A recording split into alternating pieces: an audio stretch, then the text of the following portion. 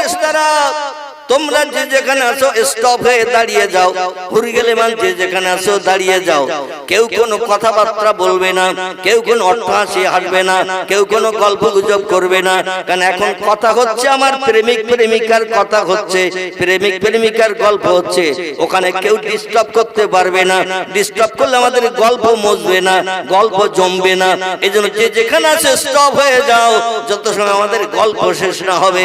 তাফসীর কারকেরা তাফসীরে লিখে আল্লাহ তার নবীর গল্প গুজব করতে সময় লেগেছিল 27 বছর। জোরে বলা যাবে না একটু সুবহানাল্লাহ? নারায়ে তাকবীর।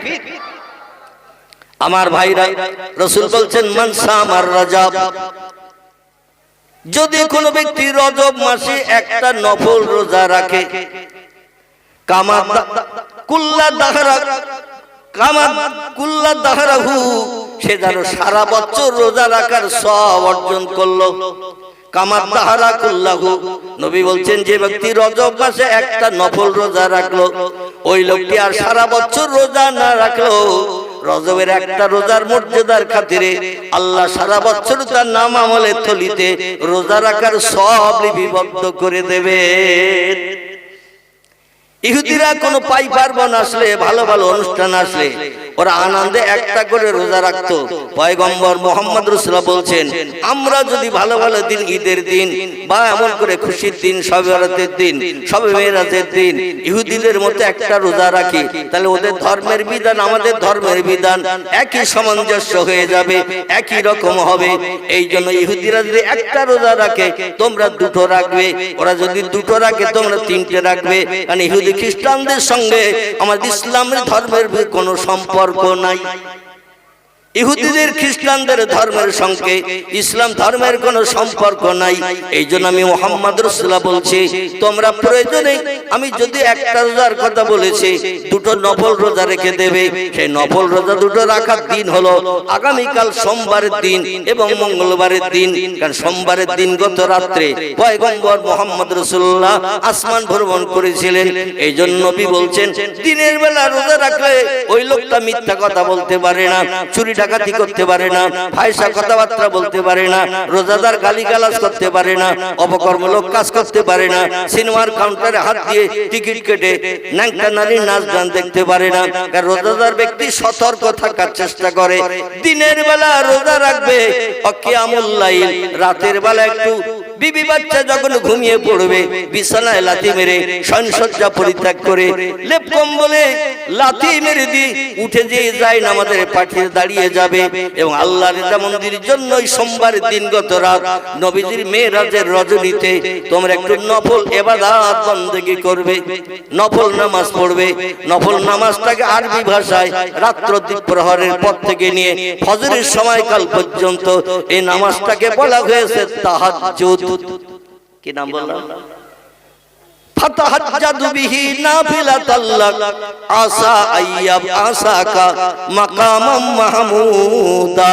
জোরে বলুন একটু আল্লাহু আকবার।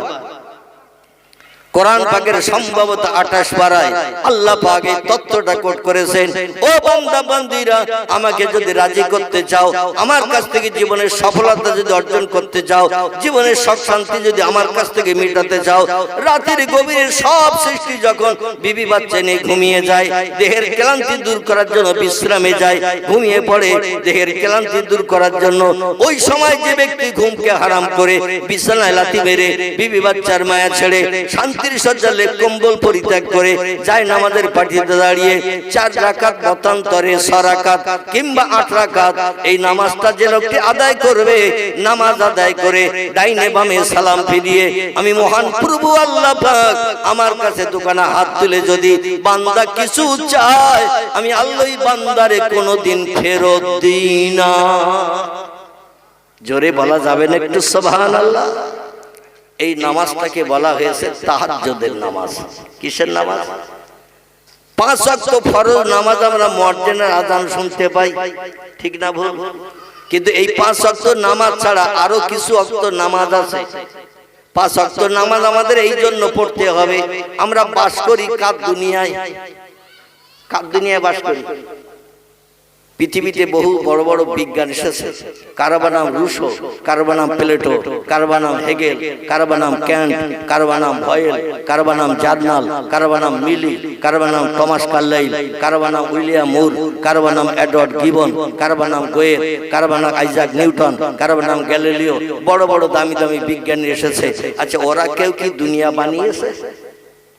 পৃথিবীতে যারা নামি দামি রাষ্ট্রনেতা এসেছে, যুক্তরাষ্ট্রের ভূতপূর্ব president mister Hoover, German president mister Hitler, ইতালির প্রেসিডেন্ট মিস্টার সিনোর মুসোলিনি, চীনের প্রেসিডেন্ট মিস্টার শি হংতি, এইভাবে নামি দামি বড় বড় রাষ্ট্রনেতা পৃথিবীতে এসে দেশ পরিচালনা করেছে। মরণের পরও তাদের নাম ইতিহাসে লেখা আছে, জনগণের কল্যাণমূলক কাজ করেছে। তাই আচ্ছা, এরা কি কোনো দুনিয়ার কোনো দেশ বানিয়েছে? বানিয়েছে? তাহলে আমরা বাস করি কার দুনিয়ায়? একটু জোরে বলেন। আজকের রাত হয়তো আমাদের শেষ রাত হতে পারে, আগামীকাল সকাল পর্যন্ত নাও বেঁচে থাকতে পারে। তাহলে আল্লাহর নামের আওয়াজটা তুলে যদি আমাদের মরণ হয়, হাসরে নাজাত পাবো না? পাবো না? অনেক ধর্মাবলম্বী আছে, স্রষ্টার নাম আওয়াজ দিয়ে উচ্চারণ করে পড়ে না, তারা স্রষ্টাকে ডাকে। কেউ বা বলে গড, কেউ বলে ঈশ্বর, কেউ বলে ব্রহ্মা, কেউ বলে নারায়ণ, কেউ বলে ভগবান, কেউ বলে ঈশ্বর। এরকম এক একজন এক একটা নাম দিয়ে দিয়ে প্রভুর ডাকে। কিন্তু প্রত্যেকটি নামের পিছনে একটা করে মেয়ে ছেলের গন্ধ আছে না নাই? কথা বলে। গড গডেস, ঈশ্বর ঈশ্বরী, নারায়ণ নারায়ণী, ভগবান ভগবতী, এমন করে রাম সীতা আছে না নাই?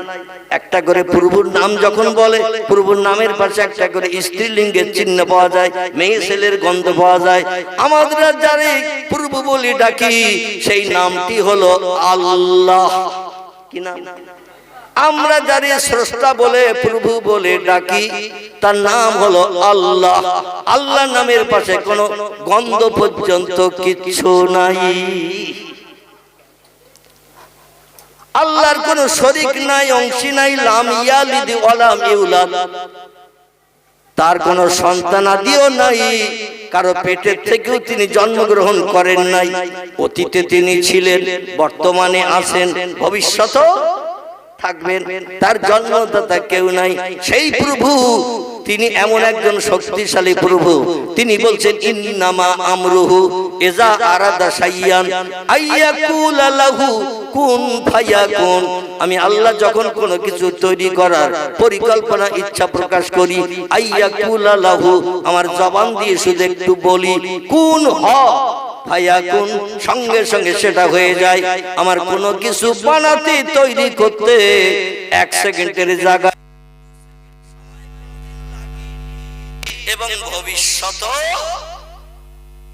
লাগবে নাকি? না, ভবিষ্যৎ লাগবে না। তিনি সব সময় হাই পাওয়ারে অধিষ্ঠিত। জোরে বলুন। সেই মহান প্রভু রব্বুল আলামিন এই পৃথিবী বানিয়েছেন। তিনি কোন শব্দ ব্যবহার করেছেন? ওয়াল্লাযী খালাকা সাবআ সামাওয়াতিন তিবাকান। আল্লাহ বলছেন, আমি এমন একজন প্রভু, বিনা পিলারে বিনা ঠেকয় এই তাম পৃথিবীকে সামিয়ানা করে রেখে দিয়েছি আকাশ দিয়ে। কোনো কিছু টানাতে গেলে, কোনো কিছু মাথার উপরে রাখতে গেলে খুঁটি পুঁততে হয় না? হয় না? খুঁটি ছাড়া কোনো কিছু উপরে রাখা যায় না। তামাম পৃথিবীতে আমরা যেখানে যাই সেখানে দেখি নীল আকাশ। আচ্ছা, কোন দেশে কটা করে খুঁটি দিয়ে নীল আকাশ থেকে দেয়া রয়েছে? একটু ভূগোল বই থেকে তথ্য দেন। কোন দেশে কটা খুঁটি? Japan, German, Holland, Poland, Italy, Brazil, Thailand, Singapore, Burma, Rangoon, Hindustan, Pakistan, Bangladesh, Afghanistan, Iraq, Iran, Kuwait, Jordan, Arab, পারস্য, তুরস্ক, Libya, Nigeria, Indonesia, Malaysia, Sri Lanka, Burma, Tajikistan, Kazakhstan, Baluchistan, Azerbaijan, Armenia, Saudi Arab, Arab আমিরশাহী, শাম, সিরিয়া, মরক্কো, ইয়ামান, বুলগেরিয়া। আছে না দেশ? আচ্ছা, কোন দেশে দুটো চারটি করে খুঁটি দিয়ে আকাশ থেকে দেয় একটু নাম বলেন তো? আচ্ছা, এই যে সামিয়ানার উপরে টানানো হয়েছে কাপড়, এই কাপড়ের মতো আকাশ হালকা তো। পয়গম্বর মুহাম্মদ রাসূলুল্লাহ বলছেন, আমার জীবনের 53 বছর বয়সে রজব মাসের 26 তারিখের দিনগত রাত, সেই রাতটি হবে আগামীকাল সোমবার দিনগত রাত। জোরে বলুন একটু সুবহানাল্লাহ। আল্লাহ নবী বলছেন আমি যখন আকাশ পাড়ি দিতে গেলাম, পৃথিবীর মহাশূন্য থেকে আকাশ পর্যন্ত পৌঁছে গেলাম, জিবরিল আমিন দরওয়ানকে যে বলল, দরওয়ান দরজা খোলো, মেহমান এসেছে। জিবরিল বলছেন মান আনতা, কে আপনি? মা ইসমুকা, আপনার নাম কি? উনি বললেন আনা রুহুল আমিন, আমি আল্লাহর রহমতের বড় দামি ফেরেশতা, আমার নাম জিবরিল আমিন। দরওয়ান ফেরেশতা বললেন আপনার সঙ্গে কি আর কেউ আছে? জিবরিল বললেন নাম হা। দরওয়ান ফেরেশতা জিজ্ঞাসা করলেন কে আছে? বলে আল্লাহ যারে না বানালে কিছুই বানাতেন না, এমনকি আসমানের দরজা দরওয়ান হওয়ার সুযোগ পেতে না। হাদিস শরীফে এসেছে, হাদিসে কুদসি, লাউলাকা লামা খলাকতুল আফলাক। জোরে বলুন একটা আল্লাহু আকবার। হাদিসে কুদসির ভিতরে আল্লাহ বলছেন আমি জান্নাত, জাহান্নাম, বেহেশত, দোজখ, হুর, গেলেমান, ফেরেশতাকুল থেকে শুরু করে কোনো কিছুই আমি বানাতাম না সৃষ্টির পূর্বে আমার মুহাম্মদ রাসূলুল্লাহকে যদি না বানাতাম। সেই নবী যার ওসিলা করে যায় বেহেশতে, এ আসমানের দরওয়ান, যে নবীর ওসিলা করে তুমি তৈরি হয়েছো, সেই ব্যক্তি আজ আসমান পরিভ্রমণ করবে, তিনি আমার সঙ্গে এসেছেন। সঙ্গে সঙ্গে ফেরেশতা বলল মারহাবা বিহি ফানিমাল মজিউ জাআত, এ আল্লাহর শ্রেষ্ঠ বান্দা, যার ওসিলা করে तमाम মখলুকাত আল্লাহ বানিয়েছেন, আপনি এসেছেন, আপনার শুভাগমন ধন্য হোক, উদ্দেশ্য পূর্ণ হোক, আপনার পরিভ্রমণ সফল হোক, আপনি চলে যান, দরজা খুলে দিচ্ছি। জোরে বলুন একটু সুবহানাল্লাহ। নবী বলছেন সেই খোদার কসম, এই পৃথিবীর জমিন থেকে নীল আকাশ যতটা ফাঁকা, এক একটা আকাশ ততটা পুরু। আমরা গল্প শুনে বিশ্বাস করি, আর পয়গম্বর বলছে আমি গল্প শুনি না, যা বাস্তব চোখে দেখেছি সেটা আমি তোমাদের কাছে বর্ণনা করছি। কিয়ামত অবধি আমার একটা কথা কেউ মিথ্যা প্রমাণ করতে কথা বলেন পারবে না। আমার একটা কথা কেউ মিথ্যা প্রমাণ করতে পারবে না, কারণ আমি রাসূল। আল্লাহ সেরা চোখ আমারে দান করেছিলেন, সেরা কান আমারে দান করেছিলেন, সেরা জ্ঞান আমারে দান করে দিয়েছিলেন। সেই সমস্ত সেরা সেরা জিনিস পাওয়ার কারণে যেটা আমি বাস্তব চোখে দেখেছি সেটাই আমি তোমাদের কাছে তথ্য দিচ্ছি। বিজ্ঞানের নাতি নাতকুড়ের আন্ডা বাচ্চা পর্যন্ত পৃথিবীতে আগমন করে আমার একটা কথার ভুল বার করতে পারবে না। জোরে বলুন সুবহানাল্লাহ। পৃথিবীর বিজ্ঞানীরা বিশ্বাস করে গবেষণা করে যন্ত্র মেশিন বানিয়ে তথ্য দিয়েছে বহুদূর ফাঁকা, তাই নীল মতন দেখায়। কি বলেছে? বহুদূর ফাঁকা তাই নীল মতন দেখায়, আকাশ টাকাশ বলতে কিচ্ছু নাই। বর্তমান প্রযুক্তি যুগের উচ্চ শিক্ষিত বিজ্ঞানীদের তথ্য, কারণ আকাশের ধারে পাশে আজ পর্যন্ত কেউ যেতে পেরেছে? ভবিষ্যতে পারবে? এমন জায়গায় আল্লাহ আকাশ বানিয়েছে, তোদের আন্ডা বাচ্চাও ভবিষ্যতে আকাশের ধারে পাশে আসতে পারবে না। কিন্তু আমি আল্লাহ যার সহায় হয়ে যাই, মান কানা লিল্লাহ, আমি আল্লাহ আমার আপন যারা হয়ে যায়, কানাল্লাহু লাহু, আমি আল্লাহ তাদের আপন হয়ে যাই। আর আমি আল্লাহ যাদের আপন হয়ে যাই, দুর্জয়কে পরাজয় করিয়ে তাদের আমি সফলতা অর্জন করিয়ে জীবনে প্রতিষ্ঠিত করি। জোরে বলুন একটু সুবহানাল্লাহ। পয়গম্বর বলছেন এই পৃথিবীর জমিন থেকে নীল আকাশ যতটা ফাঁকা, এক একটা আকাশ ততটা পুরু, তার উপরে আবার ততটা ফাঁকা, আবার একটা আকাশ ততটা পুরু, তার উপরে আবার ততটা ফাঁকা, আবার একটা আকাশ ততটা পুরু। এইভাবে আকাশ আল্লাহ বানিয়েছেন সাতটি, সাবওয়া সামাওয়াতিন তিবাকান, মাঝে মাঝে ফাঁকা দিয়ে দিয়ে আল্লাহ আকাশ বানিয়েছেন সাতটি, ফাঁকা রেখেছেন সাতটি। তার উপরে আছে সিদরাতুল মুনতাহা, তার উপরে বহুদূর ফাঁকা, তারপরে আছে আল্লাহর আরশ কুরসি। জোরে বলুন একটু সুবহানাল্লাহ। আল্লাহ যেখানে অতীতকালে বসতেন, বর্তমানে বসছেন, ভবিষ্যতেও বসে বিশ্ব চরাচর সব পরিচালনা করে থাকেন, সে আল্লাহর থাকার জায়গা হলো আরশ কুরসি। তাই বলে আপনি যেন এই ধারণা করবেন না বহুদূরে আল্লাহ সাত আকাশের উপরে আরশে কুরসিতে আছে, আমরা দুনিয়ায় যা করব আল্লাহ দেখতে পাবে না। আল্লাহ বলেন আল্লাহু সামিউম বাসীর, আমি যেখানেই থাকি না কেন, তোমরা কোথায় কি করো না করো, কম্পিউটার মেশিন খুললে যেমন সব তথ্যগুলো পটপট করে বেরিয়ে যায়, আমার চোখের সামনে সব তথ্যগুলো পরিবেশিত হয়। কোন কাজ করে তোমরা আমারে ফাঁকি দিতে পারবে না। জোরে বলুন একটু সুবহানাল্লাহ। মনে করো না সলিমুদ্দিন চাচার 1.5 বিঘে পুকুর, বড় পুকুর, 2-3 বছর শুধু মাছ ফেলে তো মাছ ধরে না। আর পুকুরের ভেড়ির পাশে মানে পাড়ের উপরে কলা বাগানের ঝাড় রয়েছে। রাত 1:30টার দিকে দুটো ভাত কুড়ো দিয়ে এক খামন জাল ফেলে দেবো, জাল সাগিয়ে তোলা যাবে না, বহু মাছ রয়েছে। এখানে অবশ্য কে এরকম ধরে না, এখানকার লোকের নামে বদনাম দেন, আমার আবার যেতে হবে তো নাকি? আহারে আল্লাহ বলছি, ও বান্দা বান্দিরা, ইয়ালামু খায়নাতাল আয়ুনে ওয়া মা তুখফিস সুদুর। চোখের ইশারায় কারোর সঙ্গে যদি চোখের ইশারায় তুমি কথা বলো, দুনিয়ার কেউ বুঝবে না কি বলছো। তুমি যার সঙ্গে কথা বলছো সেই বুঝতে পারবে চোখ টিপে আমার সঙ্গে কি বলছে।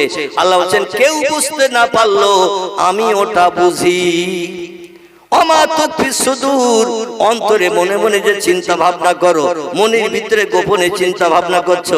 এক জায়গায় বসে বসে রাতের বেলা কার ডোবের মুরগি ধরবো, কার হাঁস চুরি করবো, কার পুকুরের মাছ ধরবো, কোন বিধবার দরজার কড়া রাত 2টোর দিকে নাড়া দেবো। স্বামী মারা গেছে, বাচ্চা নিয়ে বসবাস করে, টাকার বিনিময়ে জীবন যৌবনে কোদানে বৃদ্ধি করে আসবো। শীতকালের রাত, কেউ রাতের বেলা উঠবে না, জীবন যৌবনের ক্ষুধা মিটিয়ে আসবো।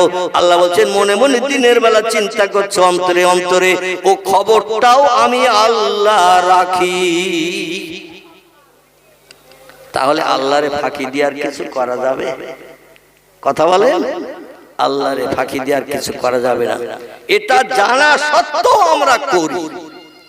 ঠিক বলেছি না ভুল বলেছি? এটা জানা সত্ত্বেও আমরা করি। আল্লাহ বলছেন যা কিছু করছো সব টেপ রেকর্ডের মতো টেপ হয়ে যাচ্ছে, ক্যাসেট হয়ে যাচ্ছে। এই যে মোবাইল লাগিয়ে দিয়েছে, আমি কথা বলছি ওতে উঠছে না, উঠছে না, কথা বলেন। পরে ছেড়ে দিলে আবার আমি যদি কোনো বক্তৃতা করতে করতে কাশি, ও কাশিটা উঠবে না, উঠবে না, সব উঠবে কিনা? তার সব যদি বিজ্ঞানীরা বানাতে পারে, আল্লাহ কি পারে না? আল্লাহ বলছেন যেটা তোমরা পারো না সেটা আমি পারি, যেটা তোমরা দেখতে পাও না সেটা আমি দেখতে পাই, যে কাজ তোমরা করতে পারো না সে কাজ আমি করতে পারি, যে কথা তোমরা শুনতে পাও না সেটাও আমি শুনতে পাই। জোরে বলুন সুবহানাল্লাহ। আমি হলাম সেই আল্লাহ সুবহানাহু ওয়া তাআলা। আমার ভাইরা, এই জন্য পয়গম্বর মুহাম্মদ রাসূলুল্লাহ বলছেন তোমরা দিনের বেলা মেরাজের রজনীর আগের দিন মানে সোমবারের দিন দিনের বেলা নফল রোজা রাখবে যাতে চরিত্রটা ভালো থাকে। রোজা রেখে মাগরিবের সময় ইফতার করে রাতের বেলা কিছু খাওয়া দাওয়া করে একটু বিশ্রাম নিয়ে এশার নামাজ আদায় করার পরে রাত্র দ্বীপ্রহরের পর থেকে নিয়ে মানে রাত 12টার পর থেকে নিয়ে ফজরের আজান ধ্বনির আগ সময় পর্যন্ত এই সময়টার নাম হলো তাহাজ্জুদ। কি নাম বললাম? এই সময়টার নাম হলো তাহাজ্জুদ। এছাড়া আরো কিছু নফল নামাজ আছে আল্লাহকে আপন বানানোর জন্য। একটি নামাজের নাম হলো ইশরাক। কি নাম বললাম? ইশরাক। ফজরের নামাজের পরে এই ইশরাকের নামাজ আদায় করতে হয়। তারপর একটা নামাজের নাম আছে, নাম হলো তার চাশত। কি নাম বললাম? বেলা 10টা 10:30টার সময় এই নামাজ পড়তে হয়। তারপর একটা নামাজের নাম আছে, এই নামাজের নাম হলো আওয়াবিন। কি নাম বললাম? মাগরিবের নামাজের পরে এই আওয়াবিনের নামাজ পড়তে হয়। আল্লাহর নবী বলছেন যদি কোনো ব্যক্তি মাগরিবের নামাজের পরে নফল নামাজ 2 রাকাত, ফরজ নামাজ 3 রাকাত, সুন্নত নামাজ 2 রাকাত, এই নামাজগুলো শেষ হওয়ার পরে যারা আওয়াবিনের নামাজ 6 রাকাত পাঠ করবে, সাগরের ঢেউয়ের ফেনার মতো তার নাম আমলের থলিতে আল্লাহ সব লিপিবদ্ধ করবেন। ওই বান্দা কোনোদিন জাহান্নামের আগুনে দগ্ধ হবে না। এই নামাজটির নাম হলো আওয়াবিন। পয়গম্বর মুহাম্মদ সাল্লাল্লাহু জানিয়ে দিয়েছেন আয়াতুল কুরসির সূরাটা পাঠ করে এবং সূরা ইখলাস পাঠ করে 2 রাকাত করে নামাজের নিয়ত করবে। ডাইনে বামে সালাম ফিরিয়ে ওই 2 রাকাত নামাজ শেষ করবে, আবার নিয়ত করবে 2 রাকাত নামাজের নফল নিয়ত তাহাজ্জুদের নামাজ নিয়ত করে আয়াতুল কুরসির সূরা পড়বেন। আল্লাহু লা ইলাহা ইল্লা হুয়াল হাইয়ুল কাইয়্যুম লা তাখুযুহু সিনাতু ওয়ালা নাওম লাহু মা ফিস সামাওয়াতি ওয়া মা ফিল আরদ মান জাল্লাযী ইয়াশফাউ ইনদাহু ইল্লা বিইজনিহি ইয়ালামু মা বাইনা আইদিহিম ওয়া মা খালফাহুম ওয়া লা ইউহিতুনা বিশাইইম মিন ইলমিহি ইল্লা বিমা শাআ ওয়াসিয়া কুরসিয়ুহুস সামাওয়াতি ওয়াল আরদ ওয়া লা ইয়াউদুহু হিফযুহুমা ওয়া হুয়াল আলিয়ুল আযীম। জোরে বলুন সুবহানাল্লাহ। টোটাল কোরআনের ভিতরে উত্তম আয়াত হলো আয়াতুল কুরসি। আয়াতুল কুরসির মতো দামি আয়াত আর কোরআন শরীফের ভিতরে টোটাল নাই। জোরে বলুন সুবহানাল্লাহ। বর্ণনাকারীরা বর্ণনা করেছেন আয়াতুল কুরসি একবার পাঠ করলে আল্লাহ পাক অধ্বংস কোরআন শরীফ পড়ার সব বান্দার নামামলে লিখে দেয়। কতটা? কোরআন হলো 30 পারা, কোরআন হলো 30 পারা, 114টি সূরা, 6666টি সেন্টেন্স বাক্য আয়াত, 3,44,740টি হরফ বর্ণমালা অক্ষর দিয়ে আল্লাহ কোরআনকে খুব কমপ্লিট করে আমাদের ঘরে পৌঁছে দিয়েছেন। তখন হাফেজ সাহেব যদি কোরআন তেলাওয়াত করে, তখন হাফেজ নিজে বসবে, কেউ বুঝতে পারবে না। অন্য পাশে ব্যক্তি যদি বসে থাকে, ও মৌপকার ডানার গুনগুনানি আওয়াজ শুনবে, কোন হরফ কোনটা কি পড়ছে বোঝা যাবে না। পড়বে যে সেই বুঝতে পারবে, তখন হবে। এইরকম তখন ভাবে যদি কোরআন কেউ পড়ে, অন্তত 6 থেকে 6.5 ঘন্টা কোরআন খতম করতে তার সময় লেগে যায়। ক ঘন্টা? 6.5 ঘন্টা, মতান্তরে 6 ঘন্টা সময় লাগে কোরআন শরীফ শুরু থেকে শেষ পর্যন্ত তেলাওয়াত করতে, তোকেও হাফেজের কণ্ঠে। কিন্তু আপনি আয়াতুল কুরসি যদি একবার পড়েন, কোরআন শরীফের অধ্বংস পড়ার সওয়াব আপনার নামামলে লিখে দেবে। হাদিস শরীফে আরো তথ্য এসেছে, আল্লাহর পয়গম্বর বলছেন কোরআন শরীফে 3টি সূরা আছে সবথেকে ছোট শর্ট, সব থেকে ছোট শর্ট সূরা। একটির নাম হলো সূরা কাউসার। কি নাম? সূরাতুল কাউসার। একটির নাম সূরাতুল আসর, একটির নাম হলো সূরাতুল ইখলাস। এই 3টি সূরার মতো ছোট শর্ট, অল্প কথা বলে সূরা শেষ, এমন কোন ছোট সূরা কোরআনে নাই। এই 3টি শর্ট সূরার ভিতরে একটা সূরার মর্যাদা আল্লাহ এত বেশি বেশি দান করেছেন। সূরাটির নাম হলো সূরাতুল ইখলাস। কুল হু আল্লাহু আহাদ আল্লাহুস সামাদ লাম ইয়ালিদ ওয়া লাম ইউলাদ ওয়া লাম ইয়াকুল লাহু কুফুয়ান আহাদ। জোরে বলুন আল্লাহু আকবার। নবী বলেন পবিত্রতা অবলম্বন করে বিসমিল্লাহ সহ সূরা ইখলাস কোন ব্যক্তি পরস্পর 3 বার যদি পাঠ করে, এক খতম কোরআন তেলাওয়াতের সওয়াব আল্লাহ তার নামামলে থলিতে লিপিবদ্ধ করে দেন। জোরে বলা যাবে না একটু সুবহানাল্লাহ? কবার পড়লে? 3 বার পড়লে সূরা ইখলাস। আমার ভাইরা, 4টের মতো আয়াত আছে। কুল হু আল্লাহু আহাদ আল্লাহুস সামাদ লাম ইয়ালিদ ওয়া লাম ইউলাদ ওয়া লাম ইয়াকুল লাহু কুফুয়ান আহাদ। এই 4টি আয়াত আছে সেন্টেন্স। এই 4টে সেন্টেন্স পড়লে টোটাল পুরো কোরআন শরীফ কষ্ট করে পড়লে যে সওয়াব, অল্প সময়ের ভিতরে সেই সওয়াব। জোরে বলুন সুবহানাল্লাহ। আমরা জীবনে পড়িও তো না, আর একটু পড়ার চিন্তা ভাবনাও করি না। ভাইরা আমার, পয়গম্বর মুহাম্মদ সাল্লাল্লাহু আলাইহি ওয়াসাল্লাম বলছেন, ও দুনিয়ার মানুষ, আমি 13 বছর অত্যাচার, নির্যাতন, উৎপীড়ন মক্কার জনগণের কাছে সহ্য করার পরে আল্লাহ পাক আমার মুখে হাসি ফোটানোর জন্য আমার সাহারা দেওয়ার মক্কা নগরীতে যখন কেউ ছিল না, আমার বিপদে পাশে দাঁড়ানোর মতো মক্কা নগরীতে যখন কেউ ছিল না, সবাই ছিল আমার শত্রু। 2 জন ব্যক্তি ছিল আমার পাশে দাঁড়ানোর মতো। একজন ব্যক্তির নাম আলী রাদিয়াল্লাহর বাবা, তার নাম ছিল আবু তালেব। কি নাম? আলী রাদিয়াল্লাহর বাবা, তার নাম ছিল আবু তালেব। যদিও সে কলেমা পড়েনি, ইসলাম গ্রহণ করেনি, 8 বছর 6 মাস বয়স থেকে নিয়ে পয়গম্বর মুহাম্মদ রাসূলুল্লাহকে লালন পালন করেছিলেন, এক অন্নভুক্ত রেখেছিলেন। 50 বছর বয়স পর্যন্ত নবীজির, জোরে বলুন একটু সুবহানাল্লাহ, 1 ইউনিট ভক্ত রেখেছিলেন। এই আবু তালেবের ছেলে ছিল 3টি। কটি? আবু তালেবের ছেলে ছিল 3টি। কারো নাম আলী, কারো নাম আকিল, কারো নাম জাফর ইবনে আবি তালেব। জাফর আলী রাদিয়াল্লাহু ছিলেন ভাইদের ভিতরে বড়। 2 নম্বরে ছিল জাফর, 3 নম্বরে ছিল আকিল। এই 3টে ছেলে ছিল। নিজের 3টে ছেলেরে যতটা ভালো না বাসতো, তার থেকে হাজার হাজার গুণে ভাইপো মুহাম্মদ রাসূলুল্লাহকে আবু তালেব বেশি ভালোবাসতো। শত্রুরা যখন ঝাঁপিয়ে পড়তো পয়গম্বরের উপরে, আবু তালেব সামনে সেজে দাঁড়িয়ে বলতো, ভাইপোকে পিছনে আড়াল করে দিত, আগে আমার জীবন নাশ কর, আমার দেহে এক ফোঁটা রক্ত থাকতে, বডির ভিতরে প্রাণ থাকতে আমার ভাইপোর গায়ের স্পর্শ করতে দেব না, একটা পশমের ক্ষতি করতে দেব না।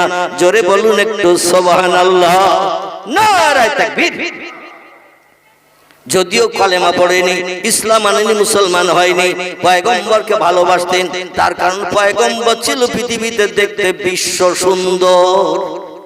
কি সুন্দর, বিশ্ব সুন্দর। পৃথিবীতে দুইজন ব্যক্তিকে আল্লাহ পাক পরস্পর বিশ্ব সুন্দর করেছেন। কিয়ামত অবধি এই দুইজন ব্যক্তির রূপ চেহারার সঙ্গে কিয়ামত অবধি কোন ব্যক্তি আর মায়ের উদর থেকে জন্মগ্রহণ করবে না, বিশ্ব সুন্দর হতে পারবে না। যদিও পৃথিবীতে আমার ভাই বিশ্ব সুন্দর, বিশ্ব সুন্দরী যাচাই বাছাই হয়, চরিত্র নষ্ট হয়ে গেছে, আচার ব্যবহার খারাপ, রূপ চেহারা একটু ভালো দেখতে হলে, কথাবার্তা ভালো বলতে পারলে তার বিশ্ব সুন্দরী খেতাব দেয়া হয়, কিন্তু চরিত্র একেবারে তলানিতে তলিয়ে গেছে, ওগুলোর পরীক্ষা নিরীক্ষা খুব বেশি হয় না। যাই হোক, দুইজন পুরুষকে আল্লাহ বিশ্ব সুন্দর বানিয়েছিলেন। একজন বিশ্ব সুন্দরের নাম ইয়াকুব নবীর বেটা, নাম ছিল তার হযরতে ইউসুফ। কি নাম? ইয়াকুব নবীর বেটা, তার নাম ছিল ইউসুফ। আল্লাহ তাকে বিশ্ব সুন্দর করেছিলেন। আরেকজনকে পরবর্তীতে আল্লাহ বিশ্ব সুন্দর করেছিলেন। কিয়ামত অবধি আর কেউ বিশ্ব সুন্দর হবে না। তিনি হলেন মক্কার জ্যোতি, মদিনার বাতি, আব্দুল্লাহর বেটা, মামিনার উদরের নয়নের মণি, যার মধুর নাম আল্লাহ কোরআনে কোট করেছেন, ওমা মুহাম্মাদুন ইল্লা রাসূলুন কদ খালাত মিন ক্বাবলিহির রাসূল। জোরে বলুন একটা আল্লাহু আকবার। কোরআন পাকের 22 পারা সূরা আহজাবের ভিতরে আল্লাহ তত্ত্ব কোট করে দিয়েছেন, ও বিশ্ববাসী, আমি মুহাম্মদ নামধারী একজন ব্যক্তিকে তোমাদের উপকারের জন্য, কল্যাণের জন্য, দুনিয়া সংসার জীবনে সুখ ভোগের জন্য, ভালো আদর্শ তৈরি করার জন্য মুহাম্মদ নামধারী একজন ব্যক্তিকে রাসূল করে, প্রফেট করে, মহামানব করে, মেসেঞ্জার করে, পথ প্রদর্শক করে বিশ্ববাসীর কল্যাণের জন্য পাঠিয়েছি। তিনি শুধু পৃথিবীতে পয়গম্বর হিসেবে, মহামানব হিসেবে, রাসূল হিসেবে আসেন নাই, আমি আল্লাহ তাকে বিশ্ব সুন্দর করে পৃথিবীতে পাঠিয়েছি। বিশ্ব নবীর দুগালে আমাদের যেমন দাঁত আছে কখানা, দুপাটিতে কথা বলে 32টা, পয়গম্বরের দাঁত ছিল 32টা। আমাদের দুই হাতে আঙুল যেমন 5টা করে 10টা, পয়গম্বরের 6টা করে 12টা ছিল না, পয়গম্বরের 10টা ছিল। দুই পায়ে আঙুল যেমন 5টা করে 10টা, পয়গম্বরের তাই ছিল। আমাদের নাকের ছিদ্র যেমন 2টো, পয়গম্বরের তেমন ছিল। আমাদের দুই নাকের পাশে 2টো চোখ, পয়গম্বরের চোখ ছিল কটা? 2টো। কিন্তু আল্লাহ পাক আরেকটা চোখ প্রত্যেকটি ব্যক্তির দান করেছেন। সেই চোখ আমরা আলগা করতে পারিনি, সেই চোখে দেখতে পাইনি। সেই চোখটির নাম হলো অন্তরের চোখ। এইখানে বসে থাকেন, চোখ বন্ধ করেন, ঘরের শোকেসের শেলফের উপরে কোথায় কোন বইয়ান থাকে, কোথায় কোন জিনিস থাকে, এখানে বসে বসে আপনি অন্তরের চোখ চালিয়ে দেন, দেখতে পাবেন না? পাবেন না? শেলফের উপরে, শোকেসের ভিতরে, বা কোথায় কোন জায়গায় যে জিনিসটা রাখা থাকে, ঘরে ঢুকলেই নজরে পড়ে, বার হওয়ার সময় নজরে পড়ে। এইখানে বসে চোখ বন্ধ করেন, অন্তরের চোখ চালিয়ে দেন, দেখবেন আপনার চোখের সামনে ভাসবে ওই জিনিসটা অমুক জায়গায় আছে। এই জিনিসটার নাম হলো অন্তরের চোখ। পৃথিবীর বিজ্ঞানীরা মোবাইল মেশিন বানিয়ে বাস্তব তত্ত্বটা একেবারে প্রকাশ করে দিয়েছেন। এখান থেকে মোবাইল মেশিনে আপনি যদি কথা বলেন, জাপান, জার্মান, ইংল্যান্ড, হল্যান্ড, পোল্যান্ডে, এ কথা যেতে দেরি হবে নাকি? 10,000 12,000 কিলোমিটার দূর 2-1 সেকেন্ডের ভিতরে যদি কথা বিজ্ঞানীরা পৌঁছাতে পারে, এখানে মোবাইল মেশিনের মাধ্যম দিয়ে আমেরিকা, জাপান, জার্মানে কোন আপনজন যদি থাকে, ভিডিও কলে যদি তার ফটো আপনি দেখতে পান, কথা বললে তার গাল নড়াও দেখতে পাচ্ছেন, কথা বলছে মুস্কি হাসছে সেও দেখতে পাচ্ছেন। বিজ্ঞানীরা যদি সম্ভবপর হয়, আল্লাহ কি অপারক? আল্লাহ অপারক? আল্লাহ বলছেন আমিও পারি, বরং তোদের আগে পারি। জোরে বলুন একটু সুবহানাল্লাহ। আমি তোদের আগে পারি। তোরা যখন মেশিন বানিয়ে সম্ভব করেছিস, আমার বহুকাল আগে আমি সম্ভব করে রেখেছি। আমার মহামূল্যবান সম্পদ পৃথিবীতে তোদের উপকারের জন্য পাঠিয়েছি, তার নাম হলো আল কোরআন। কি নাম বললাম? আল কোরআন। কোরআন পাকের 22 পারার শেষে আল্লাহ একটি সূরা কোট করে দিয়েছেন। সূরাটির নাম হলো সূরাতুল ইয়াসিন। কি নাম বললাম? সূরাটির নাম সূরাতুল ইয়াসিন। এই সূরায় আল্লাহ বলছেন বিসমিল্লাহির রহমানির রহিম ইয়াসিন ওয়াল কুরআনিল হাকীম। আল্লাহ বলছেন আমার মহব্বতের ইয়াসিন, বিশ্ব নবীর গুণবাচক নাম। ইয়াসিন নামটা হলো নবীজির গুণবাচক নাম। আল্লাহ ডেকে বলছেন আমার মহব্বতের ইয়াসিন অল কোরআনিল হাকীম, আমার মহামহিমান্বিত আসমানি লৌহে মাহফুজের সংরক্ষিত মিষ্টি মধুর সত্যবাণী সত্য ভাষা, যার নাম হলো আল কোরআন। এই কোরআনকে আপনার উম্মতের কল্যাণের জন্য আমি মহাবিজ্ঞান করে পৃথিবীতে পাঠিয়েছি। আপনার উম্মত যত রিসার্চ করবে, যত গবেষণা করবে, নিত্য নতুন যন্ত্রপাতি বানানোর তত্ত্ব আমার কোরআন থেকে ঘেটে ঘেটে বার করবে। মানুষকে দুর্জয় পরাজয় করার জন্য, দুর্জয়কে পরাজয় করার জন্য, অসম্ভবকে সম্ভব করার জন্য আমার কোরআনকে বিজ্ঞানের বাবা করে পৃথিবীতে পাঠিয়েছে। যারা কোরআনকে যত বিশ্বাস করবে তত তত্ত্ব পাবে।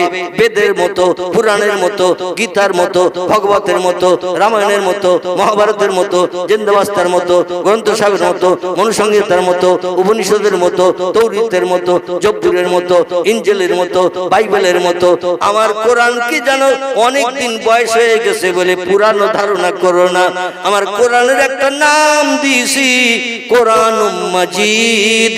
জোরে বলুন একটু আল্লাহু আকবার। আমার কোরআনের একটা নাম দিয়ে দিয়েছি, নাম হলো তার কোরআন মজিদ। কোরআন শব্দের বাংলা অর্থ হলো তেলাওয়াত করো, পড়ো। কাপড় দিয়ে জড়িয়ে সামসেটে রাখলে কাজ হবে না, শোকেসের কাঁচের ভিতরে রাখলে বাইরের থেকে দেখা যাবে, লাভবানি কিছু পাবে না। ও পৃথিবীর মানুষ, কোরআন থেকে যদি লাভ পেতে চাও, কোরআন থেকে যদি সফলতা অর্জন করতে চাও, সফল যদি হতে চাও, কোরআন শব্দের বাংলা অর্থ হলো কারা ইয়াকরাউ কারানান, শব্দের বাংলা অর্থ হলো তেলাওয়াত করো, পড়ো। যত পড়বে তত জ্ঞান অর্জন করতে পারবে, নতুন নতুন যন্ত্র মেশিন বানাতে সুবিধা পাবে। কোরআন আমি মেশিনের সব তত্ত্বগুলো ভরে দিয়েছি উম্মতে মুহাম্মাদের মুখে হাসি ফুটানোর জন্য। জোরে বলুন একটু সুবহানাল্লাহ। কোরআন শব্দের বাংলা অর্থ হলো তেলাওয়াত করা, পড়া। আর মজিদ শব্দের বাংলা অর্থ হলো বেদ পূর্ণ হতে পারে, গীতা পূর্ণ হতে পারে, ভগবত পূর্ণ হতে পারে, রামায়ণ পূর্ণ হতে পারে, মহাভারত পুরাণ হতে পারে, জিন্দাবাস্তা পুরাণ হতে পারে, গ্রন্থ সাহেব পুরানো হতে পারে, মনুসংহিতা পুরানো হতে পারে, উপনিষদ পুরানো হতে পারে, বেদ পুরানো হতে পারে, বাইবেল পুরানো হতে পারে। আমার কোরআনের নাম দিয়েছি নূতন কোরআন। মাজিদ শব্দের বাংলা অর্থ হলো নূতন, নূতন, নূতন। কিয়ামত অবধি আমার কোরআন কোনোদিন পুরানো হবে না। সব ধর্মগ্রন্থ প্রয়োজনে ফেলে রাখো, অনেকদিন বয়স হয়ে গেছে, ফেলে রাখো। হাত দিলেও যা, না দিলেও তাই, এতে কোনো লাভবানি উপকার কিছু হবে না। কিন্তু আমার কোরআন কিন্তু অন্য ধর্মগ্রন্থের মতো পূর্ণ হবে না। আমার কোরআনের নামই হলো নূতন কোরআন। যত পড়বে তত মাল পাবে, যত পড়বে তত নিত্য নতুন যন্ত্র বানানোর তত্ত্ব হতে পারবে। সেই খোদার কসম, আল্লাহ আখিরি জামানার পয়গম্বরের উম্মতের কল্যাণের জন্য কোরআন যদি পৃথিবীতে না পাঠাতেন, এখান থেকে 500,000 বছর আগে বিজ্ঞান যখন কিছুই বানাতে পারেনি, এখনো তাই পারত না যদি মুহাম্মদ রাসূলুল্লাহর কাছে আল্লাহ কোরআন না পাঠাতেন। এই জন্য ভারতের হিন্দু ভাইদের ঘরে একজন উচ্চ শিক্ষিত ব্যক্তি, লোকটির নাম হলো ডক্টর মানবেন্দ্রনাথ রায়, যিনি অক্সফোর্ড বিশ্ববিদ্যালয় থেকে MA ফার্স্ট ক্লাস ডিগ্রি নিয়ে ভারতের জমিনে ফিরে এসেছিলেন। ইতিহাসে তার নাম লিপিবদ্ধ হয়ে আছে। লোকটির নাম ডক্টর মানবেন্দ্রনাথ রায়। তিনি একটি তথ্য দিয়েছেন, আমি তথ্যটা আপনাদের কাছে পরিবেশন করলে আপনাদের মগজ সাফ হবে ইনশাআল্লাহ। ডক্টর মানবেন্দ্রনাথ রায় বলছেন, learning from the Muslim, Europe become the leader of modern civilization. জোরে বলুন একটু মারহাবা। একটু জোরে বলুন মারহাবা। ডক্টর মানবেন্দ্রনাথ রায় হিন্দুর ঘরের বাচ্চা, আমাদের ধর্মগ্রন্থ পড়ার কোনো দরকার তার নাই, তেলাওয়াত করে মানে মতলব জানার কোনো প্রয়োজন তার নাই, কিন্তু তিনি আমাদের কোরআন তেলাওয়াত করে তত্ত্ব দিয়েছেন। লার্নিং ফ্রম দ্য মুসলিম, মুসলমানদের শিক্ষার প্রভাবে, মুসলমানদের জ্ঞানের প্রভাবে Europe become the leader. Europe মহাদেশ আজ নেতৃত্বের আসন অধিষ্ঠিত হয়েছে। Japan, German, America, Holland, Poland এরা পৃথিবীতে দাদাগিরি করার সুযোগ পেয়েছে। বিভিন্ন মিল কলকারখানা বানিয়ে যন্ত্রপাতির পাটসাদি তৈরি করে তাম বিশ্বে সাপ্লাই করে কোটি কোটি টাকার মালিক তারা হয়েছে। আমাদের দেশের 70, 75, 72 টাকা, ওদের দেশের 1 টাকা। ঠিক বললো না ভুল বললো? আমাদের দেশের 65 টাকা, ওদের দেশের 1 টাকা। ওরা শিল্প বিপ্লব করেছে, মিল কলকারখানা বানিয়েছে, কোরআন বিশ্বাস করে গবেষণা করে হাজারো যন্ত্রপাতি মেশিন বানিয়ে মিল কলকারখানা বানিয়ে দুর্জয়কে পরাজয় বরণ করে হাজার যন্ত্রপাতির পাটসাদি বানিয়ে তাম বিশ্বে সাপ্লাই করে কোটি কোটি টাকা উপার্জন করে তাম বিশ্বকে এখন মুঠার ভিতরে পুরে নিয়ে ওরা দাদাগিরি করছে, নেতৃত্ব করছে। অফ মডার্ন সিভিলাইজেশন, আধুনিক সভ্যতার যুগে, আধুনিক জ্ঞানের যুগে কোরআনের জ্ঞান যদি ইউরোপ মহাদেশে সৌদি আরব থেকে না আসতো তাহলে ওরা কোনোদিন উন্নতির চরম শিখরে পৌঁছাতে পারতো না, মিল কলকারখানা বানাতে পারতো না, পাটসাদি তৈরি করতে পারতো না, গাড়ি বাড়ি বানাতে পারতো না, কোটি কোটি টাকা উপার্জন করতে পারতো না। এই কোটি কোটি টাকা উপার্জনের মূলে হলো আল্লাহর পাক কালাম কোরআন। একটু জোরে বলা যাবে না সুবহানাল্লাহ? আমি একটু মাঝে মাঝে বাংলাদেশে যেতাম, তবে 3 বছর যেতে পারি না অসুস্থতার কারণে। আপনারা কম বেশি জানেন আমি কঠিন রোগে আক্রান্ত হয়ে 3 বছর ঘর ফিরে হয়েছিলাম। ঘর থেকে নিচে পর্যন্ত নামার সুযোগ আমার ছিল না। আমার এই মহল্লা খিদিরপুর মসজিদ কম বেশি জানেন, দেখতে দেখতে 40 বছরের মতো হয়ে গেছে ওখানে আমি ইমামতি করছি। কিন্তু বিগত 3 বছর কাল কিছু কম বেশি হবে আমি ওখানে ইমামতি করতে আসতে পারতাম না। একদিন বাদ একদিন আমাকে কলকাতায় ডায়ালিসিস করতে যেতে হতো, সপ্তাহে 3 দিন করে বাড়ি থেকে কলকাতায়। হসপিটালের বেডে আবার শুয়ে থাকতে হতো 4 ঘন্টা। রক্ত শোধন করে মেশিনের মাধ্যম দিয়ে আবার দেহে পুরিয়ে দেওয়া হতো। 2.5 বছর একটানা ডায়ালিসিস হয়েছে, একদিন বাদ একদিন। কত কষ্ট, মানে চিরসুখী জন ভ্রমে কি কখন ব্যথিত বেদনা বুঝিতে পারে, কি যাতনা বিষে বুঝিবে সে কিসে, কবু আসি বিষে দংশ নিজারে। কবি কেতাবে লিখেছেন চির সুখী জন ভ্রমে কি কখন ব্যথিত বেদনা বুঝিতে পারে, কি যাতনা বিষে বুঝিবে সে কিসে, কবু আসি বিষে দংশ নিজারে। সাপে যার কেটেছে সেই জানে সাপের বিষের জ্বালা যন্ত্রণা কি, সাপে যারে দংশন করিনি ওকে বিষের জ্বালা বুঝবে, বুঝবে? সাপে যারে সবল মারেনি, বিষ দেহের ভিতরে ঢুকাইনি, ও কোনোদিন অনুভব করতে পারবে না, বুঝতে পারবে না বিষের জ্বালা যন্ত্রণা কি।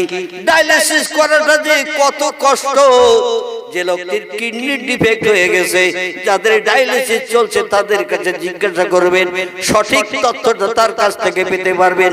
আল্লাহ পাক অধমকে 2.5 বছর কাল একদিন বাদ একদিন এই বসিরহাটের নেউরাদিঘি থেকে নিয়ে আমাকে 2.5 ঘন্টা রাস্তা কলকাতায় যেতে হয়েছে। আবার ডায়ালিসিসের পরে 2.5 ঘন্টা রাস্তা বাড়ি ফিরতে হয়েছে। টোটাল ডায়ালিসিস বেরিয়ে বাড়ি আসতে দৈনন্দিন আমার 9 ঘন্টা করে সময় লাগতো। ক ঘন্টা? 9 ঘন্টা করে সময় লাগতো। একদিন দুদিন নয়, 2.5 বছর। এই কঠিন রোগ থেকে আল্লাহ মুক্তি দিয়েছে। আপনাদের মতো আমার মহব্বতের ভাই, মহব্বতের বন্ধু বান্ধব রাতের বেলা তাহাজ্জুদের নামাজ পড়ে যারা। কিসের নামাজ? তাহাজ্জুদের নামাজ। এই নামাজটা আল্লাহর কাছে খুব প্রিয়, খুব পছন্দনীয়। এই নামাজ যারা পাঠ করে আর নামাজ অন্তে আল্লাহর কাছে হাত তুলে কিছু চাইলে আল্লাহ হাত কোনোদিন ফেরত দেয় না, ও হাত কোনোদিন ফেরত দেয় না। এইরকম কিছু মহব্বতের ভক্ত আছে। গতকাল আমার জলসা ছিল দক্ষিণ 24 পরগনা জয়নগর। কোথায় বললাম?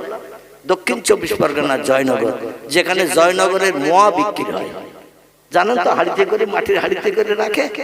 এই মোয়া অনেকে আমরা খাই না, সাত করে। ওখানে রাস্তার ধারে সারা রাত নিয়ে বসে থাকে, সারা রাত দোকানের সামনে দোকান খোলা। যে যখন আসবে রাত 2, 3, 4 দোকান বন্ধ থাকবে না, অন্য দোকান সব বন্ধ, মোয়ার দোকান খোলা।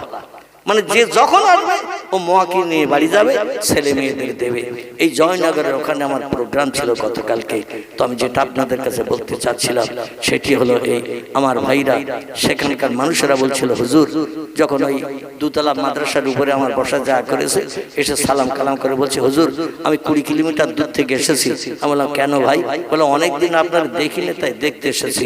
মোবাইলে শুধু আপনার ফটো দেখতাম আর আপনার ছেলেরা ফেসবুকে দিত, তাই দেখতাম সেই কঠিন অবস্থা, চোখ দিয়ে টপ টপ করে পানি বার হতো।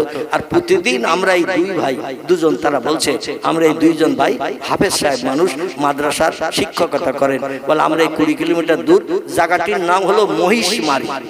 কি নাম বললাম? মহিষমারি গ্রাম থেকে শীতের রাতে মোটরসাইকেল করে এসেছি, আপনার চাঁদ মুখটা একটু দেখবো। হুজুর আপনি তো উঠবেন সেই রাত 11টায়, আমরা অত রাত পর্যন্ত থাকবো না, তো আপনার সঙ্গে একটু সাক্ষাৎ করে আমরা চলে যাব, মাদ্রাসার ডিউটি আছে, সকাল আবার ফজরের নামাজ পড়াতে হবে। আমরা এই দুই ভাই যখন শুয়ে থাকি, বালিশের পাশে আপনার মোবাইল ছেড়ে দিয়ে ওয়াজ শুনতে শুনতে প্রতিদিন ঘুমাই। এমন কোনো দিন নেই যেদিন আপনার ওয়াজ না শুনলে আমাদের ঘুম আসে। বলে আপনার ওয়াজ শুনতে শুনতে আমরা ঘুমিয়ে পড়ি। আমি বলি ভাই আপনারা শুধু বলছেন না, এরকম বহু ভক্ত আমার রাত 2টো, 2:30, 3টের সময় মালয়েশিয়া থেকে ফোন করে, সৌদি আরব থেকে ফোন করে, জেদ্দা থেকে ফোন করে, দুবাই থেকে ফোন করে। বাংলাদেশের মানুষ, আমাদের ভারতের কিছু মানুষ বিভিন্ন দেশ বিদেশে থাকে, সেখান থেকে ওরা দিনের বেলা ফোন করে, আমাদের এখান তখন রাত ভোর হয়ে যায়। ওরা দিনের বেলা, সন্ধ্যাবেলা, বিকালে ফোন করে, আমাদের এখান তখন রাত। ওরা তো ততটা বোঝে না, তো রাত 2টো, 3টের সময় ফোন করে ঘুম ভাঙিয়ে দেয়। আমি কে বলছেন ভাই? বলে আমি বাংলাদেশের বগুড়া একটা ছেলে। আপনি থাকেন কোথায়? বলে হুজুর সৌদি আরবে জেদ্দায় থাকি। আমি কি করছেন? বলে হুজুর এখানে কাজ করি। আমি কি কাজ করেন? বলছে হুজুর কাগজ কুড়ুই। কি করে? পিঠে থলে বক্সা নিয়ে রাস্তার কাগজ কুড়োই। আমাদের কাগজ কুড়িয়ে ক পয়সা হয়? বলে আমাদের বাংলাদেশের টাকায় 40,000 টাকা আমাদের খেয়ে দিয়ে মাইনে হয়। বাংলাদেশের টাকায় কাগজ কুড়লে 40,000 টাকা মাইনে, মানে আমাদের 22 টাকা, 22.5 টাকা। সৌদি আরবের 1 টাকা। ক টাকা? সৌদি আরবে 1 টাকা। আমাদের দেশের ইন্ডিয়ার টাকায় 22.5 টাকা। বাংলাদেশের টাকা আরো 5-7 টাকা বেড়ে যাবে পার টাকায়। যাই হোক, ওদের টাকার দাম এত বেশি, কিন্তু ওদের দেশে ধান নাই, গম নাই, জব নাই, ভুট্টা নাই, আখ নাই, তামাক নাই, কিচ্ছু ওদের দেশে নাই। এমন করে আপেল নাই, নাশপাতি নাই, কলা নাই, তরমুজ নাই, পেঁপে নাই, শসা নাই, কিচ্ছু হয় না। সুবরি নাই, নারকেল নাই, কিচ্ছু নাই।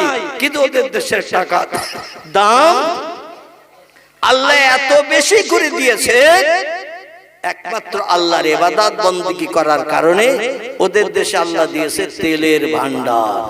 কিসের ভান্ডার? তেলের ভান্ডার। ওদের দেশে 1 লিটার পেট্রোলের দাম 90 পয়সা। কথা বললাম? 1 লিটার পেট্রোলের দাম 90 পয়সা। আমাদের দেশে 1 লিটার পেট্রোলের দাম 105 টাকা 59 পয়সা মনে হয়। ঠিক না ভুল? একটু কথা বলেন। ঠিক। কোথায় 105 টাকা 59 পয়সা, ওদের দেশে 90 পয়সা। আল্লাহ পাকের ইবাদত বندگی করার কারণে পাহাড়ি এলাকার দেশ, পাহাড়, মাঝে মাঝে মরুভূমিতে শুধু পাবলা গাছ দেখা যায়, তাও গাছের ডগায় পাতা নাই। গলা লম্বা উটগুলো একটু পাতার কুড়ি বার হওয়ার আগে চিবিয়ে চিবিয়ে ডাল সমেত খেয়ে নিয়ে নেয়। আর অনেক অনেক গভীর এমন করে নালা রয়েছে, সেখানে কিছু খেজুর গাছের চারা রয়েছে। এছাড়া সৌদি আরবে কিছুই পাওয়া যায় না। আল্লাহ বলছেন আমার নবীর মাতৃভূমির দেশ, নবীর মৃত্যুভূমির দেশ, নবীর ইজ্জতের ওসিলা করে ওই দেশকে এত উর্বর আমি করেছি, এত সমৃদ্ধ আমি করেছি। ও দুনিয়ার মানুষ, নবীর ইজ্জতের খাতিরে আমি 3টি নেয়ামত সৌদির দেশে দান করেছি। কটি 3টি নেয়ামত সৌদির দেশে দান করেছি। একটি নেয়ামতের নাম হলো তেলের ভান্ডার, একটি নেয়ামতের নাম হলো সোনার খনি, একটি নেয়ামতের নাম হলো জমজম কূপের পানি। জোরে বলুন সুবহানাল্লাহ। ছোট্ট একটা পানির কুয়া, শোধন পানি, ফিল্টার করার দরকার নাই। এই পানি শোধন পানি, আল্লাহ পাক এই পানিতে কত নেয়ামত দান করেছেন। আল্লাহ নবী বলছেন এই পানি যখন পান করবে, বসে বসে পান করবে না, কিবলামুখী হয়ে দুই হাত পাত্রে লাগিয়ে ওই পানি পান করবে, বিসমিল্লাহ পাঠ করে। আল্লাহুম্মা ইন্নী আসআলুকা ঈমানান কামিলাও ওয়া ইলমান নাফিআন ওয়া রিজকান ওয়াসিআন ওয়া হালালান তাইয়্যিবান ওয়া শিফা মিন কুল্লি দাইন। জোরে বলুন একটু আল্লাহু আকবার। এই পানি যখন পান করবে, এই দোয়াটা তোমরা একটু পাঠ করবে, আল্লাহ ইলমে তারাক্কি দান করো, রিজকে বরকত দান করো, রোগ থেকে পানির মাধ্যম দিয়ে মুক্তি দাও, কোনো ওষুধ যেন আমার খেতে না হয়। আল্লাহ সংসারে রিজকে বরকত দাও, কারো কাছে যেন হাত পাততে না হয়। এই জমজমের পানি যারা আল্লাহর উপরে ভরসা করে পান করে, তাদের কোনো ডাক্তারের কাছে যাওয়ার দরকার হয় না। আল্লাহ তাদের দেশে দিয়েছেন সোনার ভান্ডার। একটা 1 টাকার কয়েন 10 গ্রাম যদি ওজন হয়, ওদের দেশে ওই 1 টাকার কয়েনের মতো সোনার দাম বর্তমান আমাদের দেশের 95,000 টাকা। ঠিক না ভুল?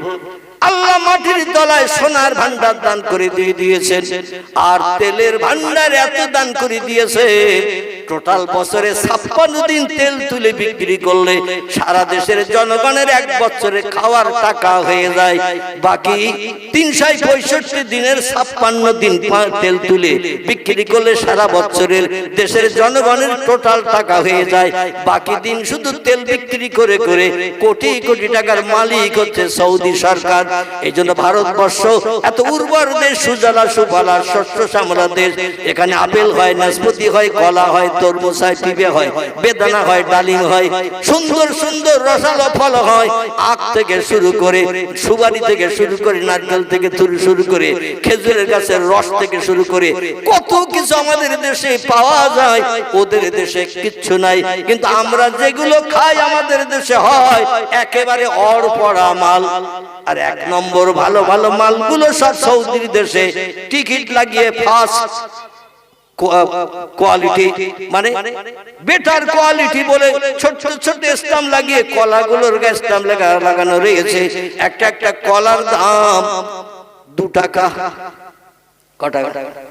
আমি মনে করছি 2 টাকা হলে তো আমাদের থেকে দাম বেশি হয়ে যাচ্ছে। আমাদের দেশে তো 1.5 টাকায় পাওয়া যায়, কিন্তু আমাদের দেশে 2 টাকা মানে ওদের দেশে 44-45 টাকা। এখানকার 2 টাকা ওদের দেশে বিক্রি করলে আমাদের দেশের টাকা ওদের দেশের 2 টাকার সমান, আমাদের 45 টাকার সমান হয়। 1 নম্বর বেস্ট কোয়ালিটি। প্রত্যেকটা ফলের গায়ে, আপেলের গায়ে, কলার গায়ে সব স্ট্যাম্প লাগানো রয়েছে। সামনে ধরলে আর আয়না লাগবে না, চেহারার প্রতিবিম্ব ছবি দেখতে পাওয়া যাবে। মানে যাচাই করে বাছাই করে 1 নম্বর মালগুলো সব বিদেশে চলে যাচ্ছে, আর অল্পড়া মালগুলো সব আমাদের দেশে। এই কিছুদিন আমি গেলাম আসামে গেলাম, তো আমাকে কারখানা দেখে নিয়ে গেছে। 4 কারখানা। কিসের কারখানা? 4 কারখানা। দরং জেলা দরং। সেখানে কর্তৃপক্ষরা বলে হুজুর জলসা রাত্রি হবে, চলুন আমাদের এখানে কাছাকাছি কারখানা আছে, একটু চাকরি তৈরি হয় দেখে আসে। তো যে দেখে শুধু নাম্বারিং করা রয়েছে এমুলো কারখানার ভিতরে 1 2 3 4 5 6 7 8 9 10 11 পর্যন্ত। 11 পর্যন্ত নাম্বারিং। আমি বলি ভাই এরকম নাম্বারিং সাইনবোর্ড লাগানো আছে কেন? বলে হুজুর এই একই পাতার চা এক রকম কোয়ালিটি হয় এক ঘরে, এই 11 পর্যন্ত নাম্বার হয়। আমি বললাম তো আমাদের দেশের চা আমরা খাই কত নম্বর? বলে লাস্টের যে নম্বর সেই নম্বর। আমরা খাই লাস্টের যে নাম্বার 11 নম্বর, ওইটা আমাদের দেশে সাপ্লাই হয়। আমি বললাম তো আর বাকিগুলো?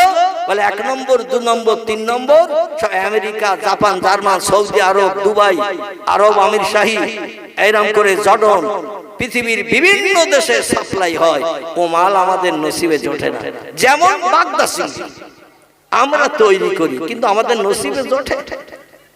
800 টাকা 900 টাকা কেজি শুনলে বলবে মাথা খা, মাল পাঠিয়ে দে, কারণ টাকার দরকার। ঠিক না ভুল? আল্লাহ বলছেন ওদের আমি উর্বর করে দিয়েছি একটাই মাত্র কারণ, সৌদি দেশে মুয়াজ্জিন যখন আজান দেয় দোকানদারেরা দোকানে শাটার ফেলে দেয়, দোকানদার মালিক চলে যায় দৌড়িয়ে নামাজে জামাতে শরীক হতে, কর্মচারীরা বলে মালিক যাচ্ছে তাহলে আমরা আর বসে থাকবো কেন বাইরে, চল মালিকের সঙ্গে আমরাও যাই। খরিদ্দার দেখছে তো শাটার টেনে দিয়েছে, এই অক্তের নামাজটা যায় যাক, মালটা কিনে নেই। ওরা বলে মাল এখন বিক্রি হবে না, নামাজ আগে মাল বিক্রি পরে। জোরে বলুন সুবহানাল্লাহ। সেই খোদার কসম, এমন কিছু কিছু বড় বড় দামি দামি দোকান আছে, দোকানে একটাও কর্মচারী নাই, মালিকও নাই। একটা টুলের উপরে ক্যাশ বাক্স বসানো আছে, মাঝখানটা ছিদ্র করা আছে, আর সাইনবোর্ড লাগানো আছে, এই মালের এই দাম, এই মালের এই দাম। খরিদ্দার যাচ্ছে দোকানে মাল কিনতে, সাইনবোর্ডের দাম দেখে ওই ক্যাশ বাক্সে নিজে নিজে টাকা দিয়ে মাল নিয়ে চলে আসতেছে। আচ্ছা, আমাদের দেশে যদি এইরকম দোকান থাকতো আর কর্মচারী আর মালিক না থাকতো, 3 দিনের ভিতরে দোকানের মাল সব আউট অফ মার্কেট হতো না? হতো না?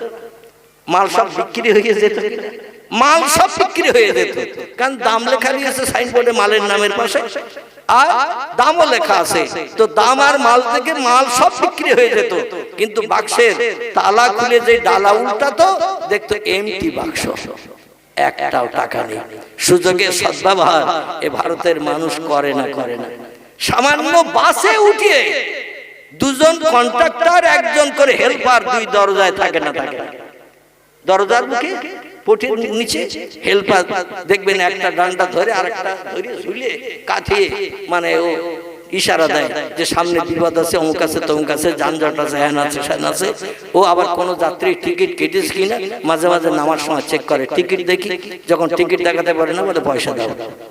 মাঝে মধ্যে সিটে বসে আছে যারা, এদের কন্ট্রাক্টর যে বলে হয় টিকিট,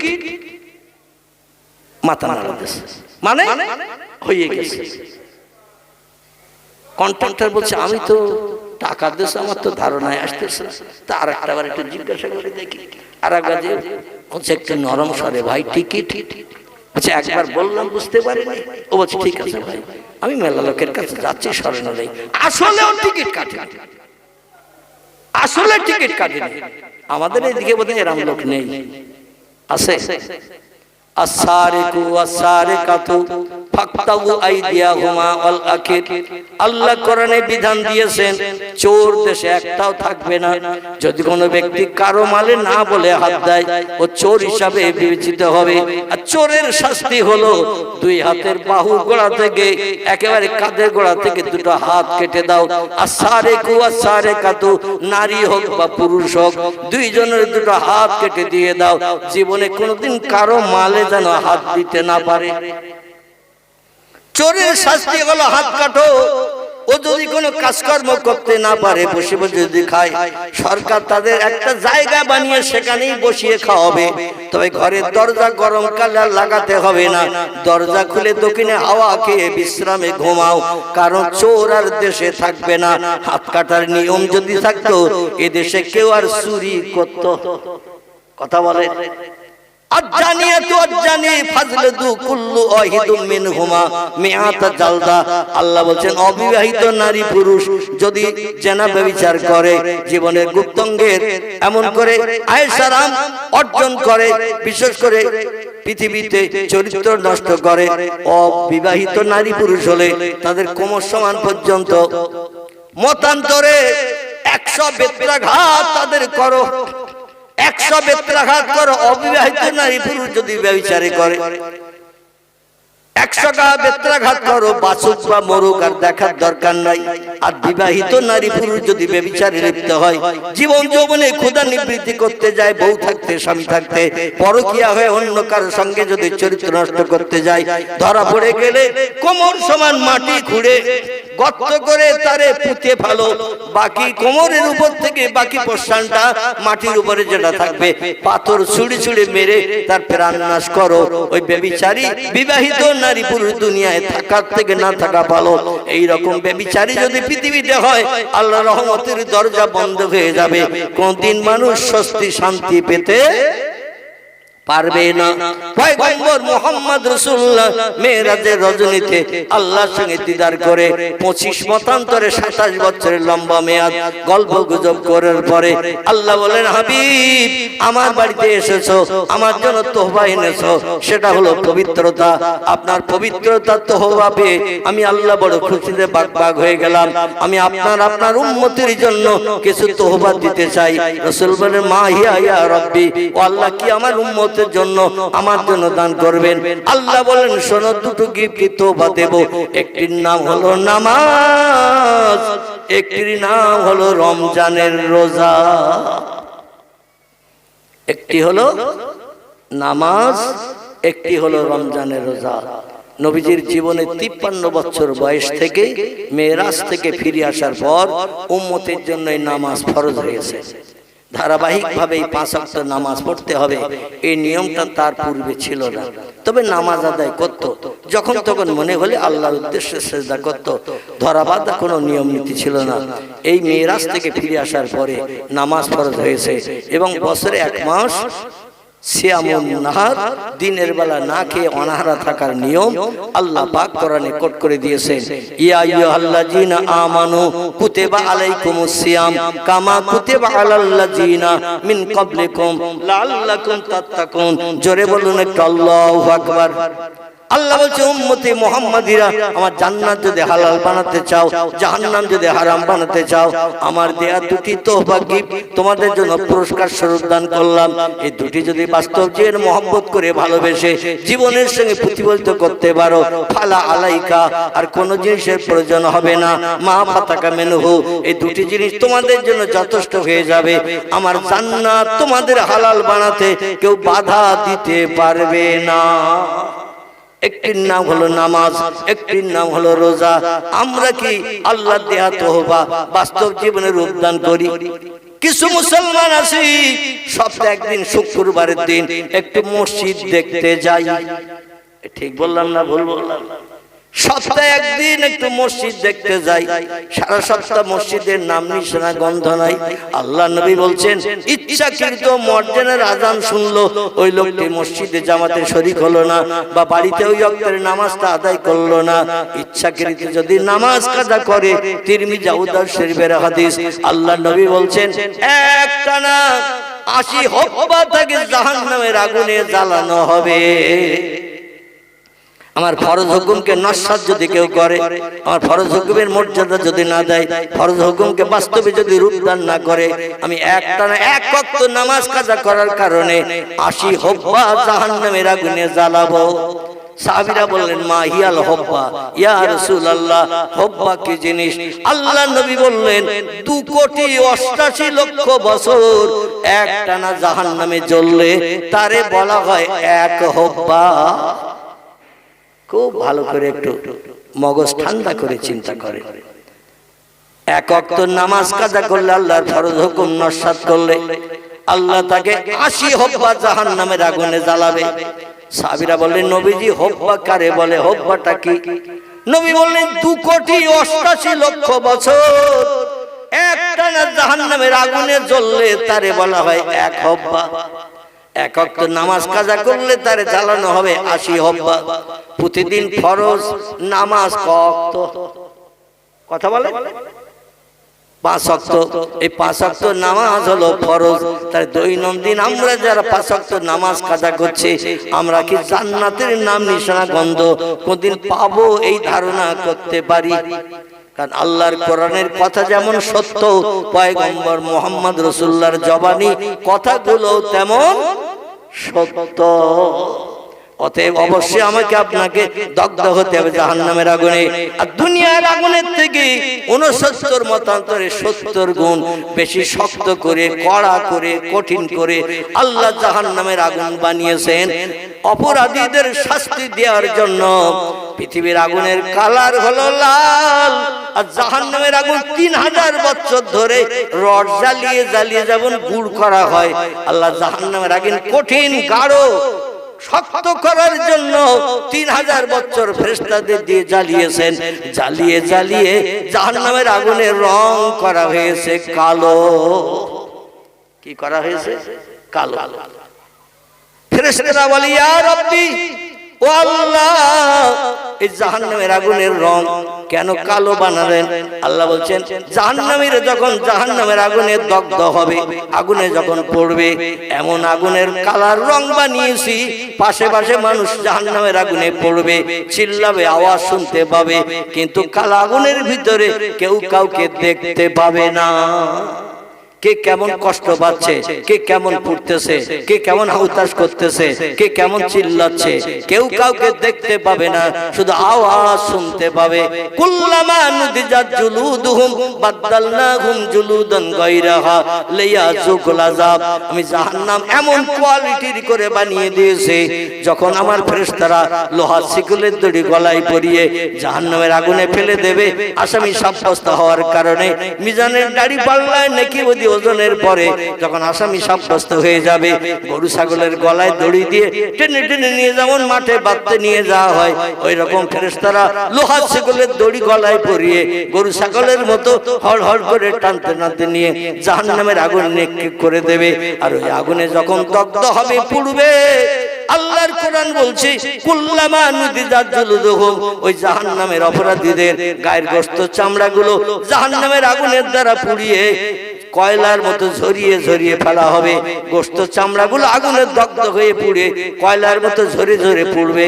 বাদদালনাহুম জুলুদান গায়রাহা, আবার নতুন নতুন গোশত চামড়া তাদের গায়ে তৈরি করে দেয়া হবে।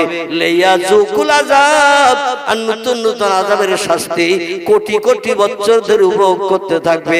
লা ইয়ামুতু ওয়ালা ইউকরিজ ফিহা, জাহান্নামের আগুনে যারা জ্বলবে, কোনদিন আগুনে পুড়লে কোনদিন মরণ হবে না। আগুন এমন কোয়ালিটির বানানো হয়েছে, আগুনে পুড়ে দগ্ধ হবে কিন্তু মরণ হবে না। ওয়ালা ইউকরিজ ফিহা, কোন বন্ধু বান্ধব এসে বলবে না এতদিন তোর খবর পাইনি তাই এখানে আসেনি, গতকাল খবর পেয়েছি আজ এসে গেছে। আর জাহান্নামের আগুনের ভিতরে তোর দগ্ধ হতে হবে না, বাইরে বার করে দেব, এমন বন্ধু কি সেদিন কেউ পাবেন? কথা বলে কেউ পাবেন? আল্লাহর কোরআন বলছে, ও দুনিয়ার মানুষ তোমরা শোনো, ইয়াউমা ইয়াফিরুল মারউ মিন আখিহি ওয়া উম্মিহি ওয়া আবিহি ওয়া সাহিবাতিহি ওয়া বানিহি আল আখির। জোরে বলুন একটা আল্লাহু আকবার। সেদিন হাসরের মাঠ থেকে খেলা শুরু হয়ে যাবে, ফাইনাল খেলা শুরু হয়ে যাবে। বাপ ছেলেরে চিনবে না, ছেলে বাপরে চিনবে না, মা মেয়েরে চিনবে না, মেয়ে মায়ের কাছে পরিচয় দেবে না, ভাই বোনকে চিনবে না, বোন ভাইয়ের কাছে কোনো পরিচয় দেবে না, সন্তান বাপকে চিনবে না, বাপ সন্তানকে চিনবে না। সেদিন যার সেই নিজের জন্য হাউ হাউ করে কাঁদবার বলবে বাঁচাও বাঁচাও, কঠিন সূর্যের রৌদ্র হাসরের মাঠে আর সহ্য করতে পারছি না, এত পিপাসা গেছে, জিভটা লম্বা হয়ে পিপাসার কাতর হয়ে নাভির নিচে পর্যন্ত জিভটা লম্বা হয়ে বেরিয়ে যাবে, এত ক্ষুধা লাগবে। প্রত্যেকটি ব্যক্তি হাসরের মাঠে 50,000 বছরের লম্বা দিন দাঁড়িয়ে থাকবে, কোনো পানিও পাবে না, কোনো খাবারও পাবে না। সেদিন শুধু জ্বালার জ্বালা, যন্ত্রণার যন্ত্রণা, হাউতাস আর হাউতাস, কেউ কারো দিকে ফিরেও পর্যন্ত তাকাবে না। সেদিন আমাদের উপকারের দায়িত্ব পালন করবেন কে? যেদিন কেউ কারো হবে না, বাপ ছেলের হবে না, ছেলে বাপের হবে না, মা মেয়ের হবে না, মেয়ে মায়ের হবে না, বন্ধু বান্ধব কেউ কারো সাহায্যের জন্য এগিয়ে আসবে না। সেদিন আমাদের উপকারের দায়িত্ব পালন করবেন কে? আলহামদুলিল্লাহ। অনেকে বলে আল্লাহ, আল্লাহ কিন্তু হাসরের মাঠে কাহার নাম নিয়ে, জব্বার নাম নিয়ে, মিজাজ গরম করে, রুক্ষ মিজাজ নিয়ে আল্লাহ শুধু মিজানে দাড়ি পাল্লার দিকে আরশ কুরসিতে বসে শুধু তাকাবে। সেদিন আল্লাহ পাক বলবেন ফামাইয়া আমাল মিসকাল যাররাতিন খায়রা ইয়ারা, যে 100 দ্বারা পরিমাণ পৃথিবীতে সৎ কাজ করে এসেছে আমি সৎ কাজের বদলা তারে দেব। ওমাইয়া আমাল মিসকাল যাররাতিন শাররা ইয়ারা, যে 100 দ্বারা পরিমাণ খারাপ কাজ করে দুনিয়া থেকে এসেছে খারাপ কাজ তার প্রতিদান তারে দেব। মিজানের দাড়ি পাল্লাই নেকি ওদি চাবি ওজন করব, শস্য দানে পরিমাণ বাড়তি ফ্যাসিলিটি কোন ব্যক্তিকে আমি দেব না, শস্য দানের পরিমাণ বাড়তি বিপদে কোন ব্যক্তিকে ফেলবো না। যার যেমন আমল তার তেমন প্রতিদান দেওয়া হবে। সেদিন কেউ কারো দিকে ফিরেও তাকাবে না, আল্লাহ কারো সহায় হবে না। সেদিন আল্লাহ রুক্ষ মেজাজ নিয়ে, জ্বালাময়ী মেজাজ নিয়ে, জব্বার নাম নিয়ে, কাহার নাম নিয়ে বিচার শুরু করবেন। এত মেজাজ আল্লাহ কর্কশ ভাষায় কথা বলবেন, কোন ব্যক্তি আল্লাহর সামনে যেতেও সাহস পাবে না। এমনকি পয়গম্বরেরা পর্যন্ত আল্লাহর রুক্ষ মেজাজের সামনে যেতে ভয় পাবেন। সাধারণ মানুষ তো দূরে থাক, পয়গম্বরেরা যারা সৎ মানুষ, ভালো মানুষ, জীবনে কোনো খারাপ কাজ করেনি, তারাও পর্যন্ত রুক্ষ মেজাজে আল্লাহর সামনে যাবেন না। সেদিন আমাদের উপকারের দায়িত্ব পালন করবেন তিনি, আমাদের পয়গম্বর যিনি। জোরে বলুন একটু সুবহানাল্লাহ। পয়গম্বর মুসলিম শরীফের হাদিসে বলছেন, ওয়াইখরাজু মিনান নারে মান ক্বালা লা ইলাহা ইল্লাল্লাহু ওয়া ফি কলবিহি উযনুন শাইরাতিন মিন খায়র। ওয়াইখরাজু মিনান নারে মান ক্বালা লা ইলাহা ইল্লাল্লাহু ওয়া ফি কলবিহি উযনুন বুররাতিন মিন খায়র। ওয়াইখরাজু মিনান নারে মান ক্বালা লা ইলাহা ইল্লাল্লাহু ওয়া ফি কলবিহি উযনুন জাররাতিন মিন খায়র। রাওয়াহু মুসলিম। ইমাম মুসলিম বিন হাজ্জাজ রাহমাতুল্লাহ আলাইহি নবীজির বাণী হাদিসটি নকল করেছেন পবিত্র মুসলিম শরীফের ভিতরে। নবী বলছেন, আল্লাহ পাক হাশরের মাঠে পৃথিবীর সব মানুষকে হাজির করাবেন বিচার করার জন্য, কে কেমন আমল করে এসেছো। এই দুনিয়ার মানুষ, আর দুনিয়া মাজরাতুল আখিরাহ, দুনিয়া হলো পরকালের শস্যক্ষেত্র। এখানে যেমন আমল করবে, যেমন বাজার করবে, পরকালে যে আল্লাহর দরবারে হাজির হয়ে তার প্রতিদান প্রতিফল পাবে। বাজার থেকে যদি ইলিশ মাছ কিনে আনেন, বাড়িতে মেয়েদের যদি বলেন গলদা চিংড়ির কোরমা দিতে পারবে? তালপুকুরের বাজার থেকে কিনে এনেছেন ইলিশ মাছ, স্ত্রীদের 1.5-2 ঘন্টা পরে বলছেন একটু গলদা চিংড়ির কোরমা দিয়ে ভাত দে। আমাদের মেয়েদের পক্ষে দেওয়া যেমন সম্ভব হবে না, হাশরের মাঠে আল্লাহ পাক অপরাধীদের সেদিন ছাড় দেবেন না। অবশ্যই জাহান্নামে তোমাকে যেতে হবে। আমার হুকুমের অমান্যতা দিয়েছো, আমার স্রষ্টা বলে মান্যতা দাও নাই, আমার কথার একটা পয়সা মূল্য দাও নাই। আজকের 9টা ধানের চাল কটা আগুনে পুড়ে পুড়ে একটু গুনতে থাকো। নবী বললেন সব মানুষ হাজির হবে। আল্লাহ পাক বিচার শুরু করার আগে আমাকে প্রথম জান্নাত হালাল বানাবে, কিন্তু আমি মুহাম্মদ রাসূলুল্লাহ জান্নাতে ঢুকবো না। লা ইয়াদখুলুল জান্নাহ, আমি জান্নাতে ঢুকবো না, কারণ আমার গুনাহগার উম্মতরা জাহান্নামী হয়ে পুড়ে মরবে। আমি রাসূল ওটা পছন্দ করি না। ওয়াইখরাজু মিনান নার, জাহান্নামের আগুন থেকে ওই লোকটাকে টেনে বার করব। মান ক্বালা লা ইলাহা ইল্লাল্লাহু ওয়া ফি কলবিহি উযনুন জাররাতিন মিন খায়র। 100 দানা পরিমাণ সৎ কাজ, ভালো কাজ যে লোকটা করেছে, তাকেও জাহান্নামের আগুন থেকে বার করে জান্নাতে না ঢোকানো পর্যন্ত আমি নবী জান্নাতে যাব না। জোরে বলুন সুবহানাল্লাহ। সেই নবীর উম্মত আল্লাহ আমাদের বানিয়েছেন, এই জন্য আমরা সেই নবীর সঙ্গে একটু গাঢ়তর প্রেম, মহব্বত, ভালোবাসা তৈরি করি। বিপদের দিন বন্ধু বন্ধুর পাশে অবশ্যই দাঁড়াবে। সকলে বলুন আমিন। তাই বলে মাথায় টুপি দেব না, মুখে দাড়ি রাখবো না, গায়ে হাঁটুর নিচে লম্বা জামা পরবো না, এ নবীর মহব্বত বলে না। নবীর মহব্বতে দরুদ শরীফ পড়বো না, নবীর ভালোবাসা একটু সুন্নত নামাজ আদায় করবো না, মসজিদ বুক হব না, জায়নামাজের পাঠিতে দাঁড়াবো না, এ নবীর সঙ্গে মহব্বত হলো? এই জন্য অনুরোধ রাখবো আমার খালধারীর ভাইদের কাছে, অন্তত আপনারা, দুনিয়ায় আমরা চিরস্থায়ীকে বেঁচে থাকবো না, পৃথিবী থেকে আমাদের সকলে চলে যেতে হবে। মরণ হলো চিরন্তন, এ কোনোদিন কেউ বশ করতে পারেনি, কিয়ামত পর্যন্ত পারবে না। চলে যখন যেতেই হবে, আল্লাহর দরবারে হাজির দিতে হবে। অন্তত হাজির হওয়ার আগে তালপুকুরের বাজার থেকে একটু ভালো বাজার করে বাড়ি আনলে আপনজন অতিথিদের যেমন ভালো খাওয়ানো যায়, আমরা একটু আল্লাহর ইবাদত বন্দি একটু ভালো ভালো করব, তাহলে হাশরের মাঠে বিচারান্তে আমরা জান্নাতে যে কোটি কোটি বছর সুখ ভোগের সুযোগ পাবো। এক একজন জান্নাতি পুরুষকে সেবা করার জন্য আল্লাহ পাক 70টা করে হুর গেলেমান বরাদ্দ করে দেবেন তোয়াজ করার জন্য। জোরে বলুন সুবহানাল্লাহ। ওমা আলাইনা ইল্লাল বালাগ। পরবর্তী বক্তা এসেছেন, তথ্যমূলক আলোচনা রাখবেন। বিশেষ করে লোকজন কম, কেউ যেন ওঠাউঠি করবেন না। যে কজন বসে আছেন বসে থাকেন, উঠবেন না যেন কেউ। ইবলিস শয়তান যার কারো প্রচারা ধোঁকা দিয়ে এই মজলিস পরিত্যাগ না করাই আমি এই দোয়া কামনা করি। আল্লাহ আবার সুযোগ দিলে, চারি চক্রের মিলন ঘটালে আবার কিছু আলোকপাত করা যাবে ইনশাআল্লাহ। আল্লাহ আমাদের সকলকে বিশ্ব নবীর আদর্শ মোতাবেক, আল্লাহর কোরআন আইন মোতাবেক বাস্তব জীবন